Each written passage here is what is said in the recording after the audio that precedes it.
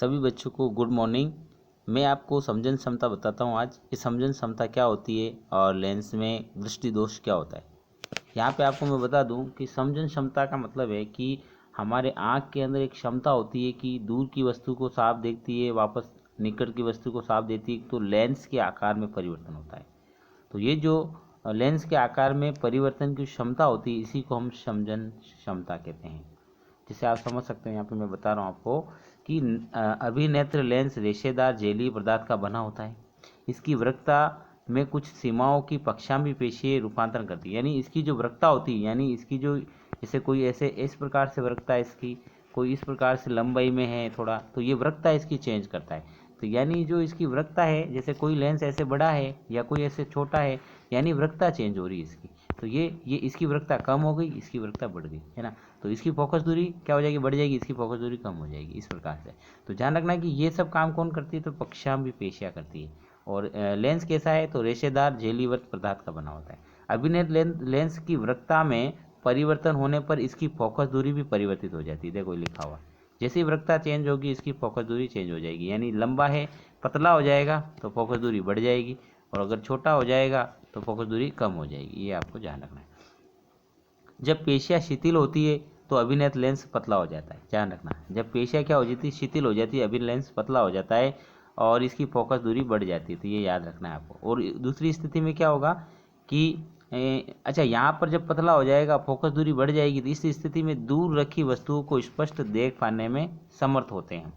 जब आप आँख के निकट की वस्तुओं को देखते हैं तो पक्षांबी पेशियाँ सिकुड़ जाती। दूर की वस्तु को देखती तो पेशियाँ क्या होती, शिथिल होती है ना। यहाँ पे दो चीज़ें, दूर की वस्तु को देखते हैं तो पेशियाँ शिथिल होती है, और निकट की वस्तु को देख पेशियाँ सिकुड़ जाती है। तो सिकुड़ने से क्या होगा, मोटा हो जाएगा लेंस, है ना, छोटा हो जाएगा और कैसा हो जाएगा, मोटा हो जाएगा। ये देख सकते हैं, मोटा हो जाएगा, है ना, सिकुड़ने पर मोटा हो जाएगा, और परिणाम स्वरूप इसकी फोकस दूरी घट जाती है और निकट रखी वस्तु साफ दिखाई देती है। तो ये जो है इसके अंदर की शिथिलता आती है तो नेत्र पतला हो जाता है, तो फोकस दूरी बढ़ जाती है, तो हमें दूर की वस्तु स्पष्ट दिखाई देती है। और जब पेशियाँ सिकुड़ती है तो मोटा हो जाता है, तो अभिनेत्र लेंस फोकस दूरी घट जाती है और हमें निकट रखी वस्तु स्पष्ट दिखाई देती है। तो ये जो क्षमता है, इसी को हम समझन क्षमता कहते हैं। ठीक है। अभिनेत्र लेंस की वह क्षमता जिसके कारण हम वह अपनी फोकस दूरी को समायोजित करता है, इसे समझन कहते हैं। मैंने बता ही दिया, कुल मिला के पतला लेंस होगा तो फोकस दूरी ज़्यादा होगी, अगर मोटा लेंस होगा तो जो फोकस दूरी कम होगी। तो ये समझन क्षमता कहलाती है। किसी भी व्यक्ति के जो दूर इसमें अभिनेत्र लेंस की फोकस दूरी एक निश्चित न्यूनतम सीमा होती है इसकी, इससे कम नहीं हो सकती। जैसे अत्यंत निकट रखकर हम वस्तु को साफ नहीं देख सकते, और बहुत दूर होती तो उसको भी साफ नहीं देख सकते। तो हमारी आँख क्या करती है, उस फोकस जो है लेंस के आकार को चेंज करती है। तो हमारा जो निकटतम नेत्र कम से कम 25 सेंटीमीटर होना चाहिए। निकटतम बिंदु क्या है, हमारा आँख का 25 सेंटीमीटर होता है। कितना होता है, 25 सेंटीमीटर दूर रखना होगा हमें सुस्पष्ट देखने के लिए। हमें इसलिए आँख किताब से थोड़ी 25 सेंटीमीटर दूर रख के किताब को पढ़ना चाहिए, हम आसानी से आराम से पढ़ सकते हैं। न्यूनतम दूरी पर रखी कोई वस्तु बिना किसी तनाव के हम देख सकते हैं, है ना। 25 सेंटीमीटर दूर पर रखी वस्तु को देख सकते हैं, और 25 सेंटीमीटर से अधिक नहीं होनी चाहिए। इसके बाद दूरतम बिंदु जिस पर कोई नेत्र में वस्तुओं को स्पष्ट देख सकता है, नेत्र का दूर बिंदु कहलाता है। तो दूर बिंदु होता है एक तो, और एक होता है निकट बिंदु। ठीक है। तो दूर बिंदु, निकट बिंदु कितना है, तो 25 सेंटीमीटर, ध्यान रखना। और दूर बिंदु कितना होगा, तो 25 सेंटीमीटर से अधिक होगा, है ना। अनंत दूरी तक हो सकता है, 25 से कितना हो सकता है, अनंत दूरी पर, ये याद रखना। तो दो चीज़ें मैंने बताई आपको, समझन बताया, और दूसरा बताया कि निकट बिंदु क्या होता है, दूर बिंदु क्या होता है। निकट बिंदु वह जिसमें हम वस्तु को साफ देख सकते हैं, कितनी है, 25 सेंटीमीटर दूर हमारी आँख से। और दूर बिंदु क्या है, 25 सेंटीमीटर से अनंत दूरी तक रखी वस्तुओं को सुस्पष्ट देख सकते हैं, तो दूर बिंदु कहलाता है। और ये सब इसी के द्वारा। मोतियाबिंद क्या होता है, कभी कभी क्या होता है कि आयु बढ़ने के साथ साथ, कभी कभी ध्यान रखना कि आयु बढ़ने के साथ साथ व्यक्तियों में क्या होता है, कभी कभी क्रिस्टली जो लेंस होता है वो दूधिया हो जाता है। क्रिस्टली लेंस कैसा हो जाता है, दूधिया हो जाता है तथा धुंधला हो जाता है। इस स्थिति को मोतियाबिंद कहते हैं। ध्यान रखना कि क्रिस्टली लेंस कैसा हो जाता है, दूधिया हो जाता है और धुंधला हो जाता है। ठीक है। और इसी को हम क्या कहते हैं, इसी को हम बोलते हैं मोतियाबिंद। तो आपको याद रखना है कि क्रिस्टली लेंस कैसा हो जाता है, कभी कभी यहाँ पे लिखा हुआ कभी अधिक आयु में कुछ व्यक्तियों में, जब अधिक आयु के व्यक्ति तो उसमें खिंचती लेंस दूध या धुंधला हो जाता है, इसको मोतियाबिंद कहते हैं। इसके कारण नेत्र दृष्टि कमी हो जाती है, पूर्ण रूप से दृष्टि क्षय हो जाता है, कभी कभी अंधा हो जाता है व्यक्ति। मोतियाबिंद की शल्य क्रिया द्वारा पश्चात दृष्टि को वापस लौटाना संभव हो सकता है। ठीक है, नेक्स्ट आप देख सकते हो इसके अंदर दृष्टि के लिए हमारे नेत्र में मतलब हमारे दो नेत्र क्यों होते हैं दृष्टि के लिए, केवल एक ही क्यों नहीं। अगर इस प्रकार से प्रश्न आए तो ध्यान रखना है कि इससे क्या होता है कि आँख दृष्टि क्षेत्र विस्तृत हो जाता है, मतलब जो दृष्टि का क्षेत्र है वो बढ़ जाता है दो आंखों होने से। तो जैसे कि एक नेत्र की क्षेत्रीय दृष्टि का क्षेत्र होता है लगभग 50 डिग्री का कोण, दो नेत्र होते तो हमारा कितना हो जाता है 180 डिग्री। तो इससे क्या होगा, हम आसानी से वस्तु को अच्छे से देख सकते हैं। ये ध्यान रखना है कि 50 डिग्री का दृष्टि क्षेत्र होता है एक आंख का, तो दोनों का कितना हो जाएगा 180 डिग्री। वैसे दोनों आंखें सामने इसलिए ऐसा हो रहा है, बाकी तो अगर पक्षियों में आपने देखा होगा जो शिकार करते हैं उनके दोनों तरफ होता है सिर के ऊपर, तो 150 इधर 150 इधर, तो दोनों सिर पे होता है, दोनों साइड में होता है, तो वो उनकी जो है क्षेत्र और ज़्यादा विस्तृत हो जाता है ना।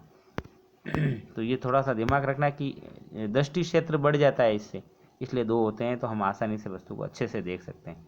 अच्छा, यहाँ पे पक्षियों की बात करें तो यहाँ पे ध्यान रखना है कि इसके अंदर क्या होता है सिर के ऊपर होता है। देखो यहाँ पे ध्यान रखना है कि अगर दोनों जो आंखें होती है ना वो नेत्र की जो पक्षियों के सिर के ऊपर होती है सर। ठीक है, यहाँ पे आप देख सकते हो। अब मैं आपको कुछ दोष बता रहा हूँ आँख के अंदर, एक होता है निकट दृष्टि दोष और एक होता है दूर दृष्टि दोष।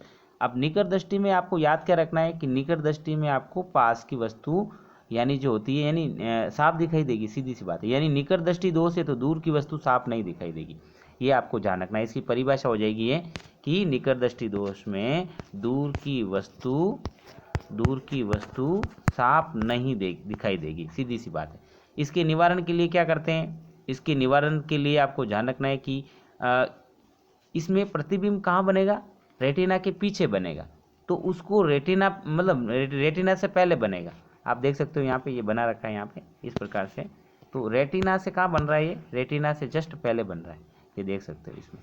तो यहाँ पे आप देखोगे कि जो इस प्रकार का जो निकट दृष्टि दोष है इसमें जो प्रतिबिंब यहाँ बन रहा है, आप देखो यहाँ पे बन रहा है, इस प्रकार से प्रतिबिंब बन रहा है यहाँ पे। यहाँ पे क्या होगा कि इसमें आप देख सकते हो कि प्रतिबिंब कहाँ बनेगा, निकट दृष्टि दोष के अंदर आप देख सकते हो कि निकट की वस्तु साफ दिखाई देती है, दूर की वस्तु साफ नहीं दिखाई देती। एक पॉइंट ये याद रखना है, निकट दृष्टि दोष है तो आप याद क्या रखना है, दूर की वस्तु आपको साफ नहीं दिखाई देगी। अच्छा, इसके निवारण के लिए आपको ध्यान रखना है कि किस लेंस का प्रयोग करेंगे। तो यहाँ पे निकट दृष्टि दोष है, इसलिए ध्यान रखना है कि मैं आपको एक ट्रिक बताता हूँ। यहाँ पे आपको याद रखना है कॉन्वेक्स, क्या याद रखना है, एक तो कॉन्वेक्स होता है इसको बोलते हैं उत्तल लेंस, और एक होता है अवतल लेंस को बोलते हैं कॉनकेव। क्या बोलते हैं, कॉनकेव। ये देखो आप इसको बोलते हैं अवतल। तो आपको याद क्या रखना है, देखो मैं बता रहा हूँ आपको, याद ये रखना है कि निकट दृष्टि दोष में किस प्रकार के लेंस का प्रयोग करेंगे। तो निकट दृष्टि दोष है यानी कौन, याद रखना जो नाम है इसका एक का नाम है कौन, यहाँ पे देखना एक का क्या नाम है कॉनकेव है ना, एक है कॉनवेक्स। अब बताइए कि लास्ट का वर्ड इसमें ई आ रहा है, इसमें एक्स आ रहा है, मतलब याद रखना है कि निकट दृष्टि दोष में हमेशा जो है देखा होगा आपने कि निकट की वस्तु साफ नहीं दिखाई देती और मतलब निकट की वस्तु साफ दिखाई देती, दूर की वस्तु साफ नहीं दिखाई देती। इसमें किस लेंस का प्रयोग करते हैं, तो ध्यान रखना है कि यहाँ पे अवतल ABCD में ई सबसे निकट आ रहा है, देखो ABCDE, ये ई लास्ट में कॉनकेव, इसलिए ये यूज़ करेंगे इसमें। तो देख सकते हो ये कॉनकेव यानी, तो ई से याद रखना। और एक्स का मतलब क्या है, एक्स ABCD में बहुत दूर आता है, इसलिए मैं दूर दृष्टि दोष में इसका प्रयोग किया जाता है, इसको बोलते हैं उत्तल। तो इंग्लिश के वर्ड से आप याद रखोगे तो आसानी से याद रख सकते हो कि अवतल में क्या होता है कि कॉनकेव में ई लास्ट में आता है, इसका मतलब निकट दृष्टि के लिए होगा ये, और एक्स दूर आता है इसलिए उत्तल। ये ट्रिक है याद करने की, बाकी तो याद रहता नहीं है।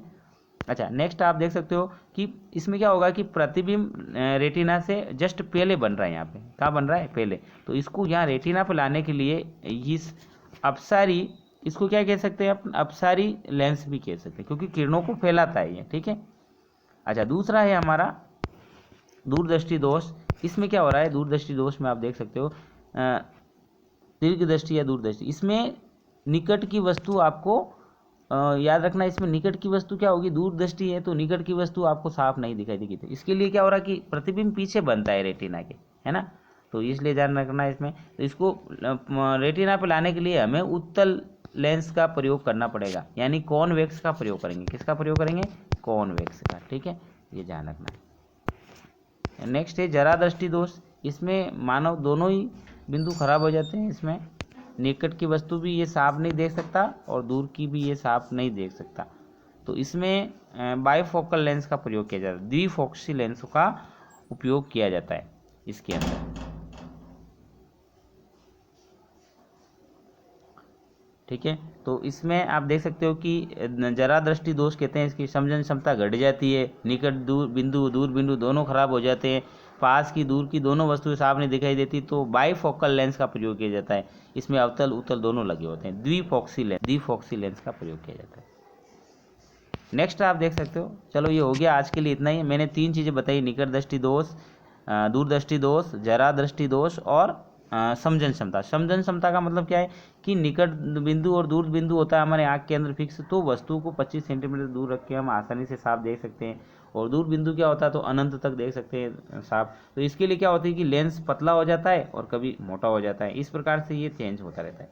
निकट बिंदु में क्या होता है, निकट की वस्तु साफ दिखाई देती, दूर की साफ नहीं दिखाई देती। किस का प्रयोग करते हैं, अवतल लेंस का प्रयोग करते हैं। इसका ये चीज़ें आपको ध्यान रखना है। दूर दृष्टि में क्या होता है, दूर की वस्तु साफ दिखाई देती, निकट की साफ नहीं दिखाई देती, इसमें उत्तल लेंस का प्रयोग हम इसके निवारण के लिए करते हैं, ठीक है। अच्छा, निकट बिंदु में क्या होता है, प्रतिबिंब निकट बनता है, और दूर दृष्टि में प्रतिबिंब कहाँ बनता है, दूर बन जाता है, तो उसको रेटिना पर लाने के लिए हम लेंसों का प्रयोग करते हैं। जरा दृष्टि दोष में क्या होता है, दोनों ही दूरियां बिगड़ जाती है, इसलिए दोनों ही बिंदु साफ नहीं दिखाई देते, तो द्विफोक्सी लेंसों का प्रयोग किया जाता है। तो आज के लिए इतना ही, ओके।